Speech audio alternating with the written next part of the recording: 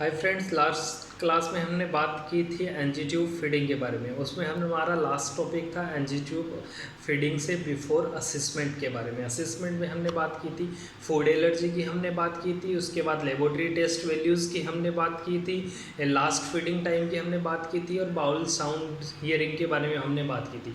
उसके बाद हमने एक बात की थी कि जो कंटेनर यूज़ में ले रहे हैं उस कंटेनर को हमें वार्म वाटर में डिप करके रखना है थोड़ी देर के लिए। उसके बाद हमने बात की थी पोजीशनिंग कौन सी प्रोवाइड करवानी है। पोजीशनिंग हमें वो प्रोवाइड करवानी है, फोल्डर्स पोजीशन प्रोवाइड करवानी है। एंगल कितना होना चाहिए फोल्डर्स पोजीशन का, 35 टू 45 डिग्री के एंगल पे हमें फोल्डर्स पोजीशन पेशेंट को प्रोवाइड करवानी है। इसके बाद हमने आगे बात की थी बिफोर फीडिंग हमें एनजी ट्यूब के प्लेसमेंट को चेक करने के बारे में बात की थी। बिफोर फीडिंग हमें एनजी ट्यूब का प्लेसमेंट चेक करने के लिए हमें क्या करेंगे, गैस्ट्रिक कंटेंट को एस्पिरेट करेंगे। अगर गैस्ट्रिक कंटेंट हमें एस्पिरेशन के टाइम में मिल रहा है तो एनजी ट्यूब का प्लेसमेंट राइट है। इफ़ आपको डाउट हो रहा है, वहाँ पे डाउटफुल कंडीशन है, immediate inform to physician and confirmative कैसे करते हैं एनजी ट्यूब के प्लेसमेंट का, एक्सरे के द्वारा।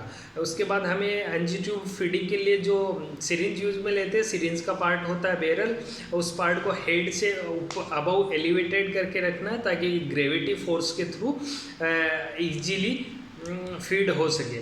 उसके बाद हमने बात की थी कि बैरल के बारे में बात की थी। बैरल 3/4 एम्प्टी हो जाए तो उसको रीफिलिंग कर देनी चाहिए। इसके बाद हमने बात की थी आफ्टर फीडिंग 30 ml वाटर से फ्लश कर देना है ताकि एनजी ट्यूब ब्लॉकेज के चांसेस कम हो जाए। इसके बाद हमने बात की थी after feeding 30 to 60 minute patient को हाई फोल्डर्स पोजीशन में ही रखना है, सेमी फोल्डर या हाई फोल्डर्स पोजीशन में। रेशनल इसके पीछे ये है कि प्रिवेंट द एस्पिरेशन को प्रिवेंट करने के लिए। इसके बाद हम बात करेंगे, एक मेथड होता है सीफोन मेथड। सीफोन मेथड बहुत कम बुक्स में आपको मिलेगा, बट समटाइम्स क्वेश्चन पुटअप हुए सीफोन मेथड से। अगर किसी पेशेंट को आप क्लियर वाटर फीडिंग करवा रहे हो तो सीफोन मेथड से करवा सकते हो। सीफोन मेथड में क्लियर फ्लूइड एडमिनिस्ट्रेशन करवाया जाता है एनजी ट्यूब के थ्रू। एनजी ट्यूब में पहले आप क्लियर वाटर फिल कर दोगे, उसके बाद बाउल लोगे, बाउल को 12 इंच हेड से अबाव रखोगे और उस बाउल में डिप करवा दोगे।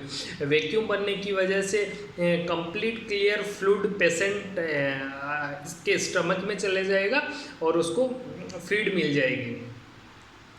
जो एनजी ट्यूब फीडिंग में आर्टिकल्स हम यूज़ में ले रहे हैं, उन आर्टिकल्स को 24 हॉर्स के बाद में चेंज किया जाता है, स्टेरलाइज किया जाता है या डिसइंफेक्ट किया जाता है।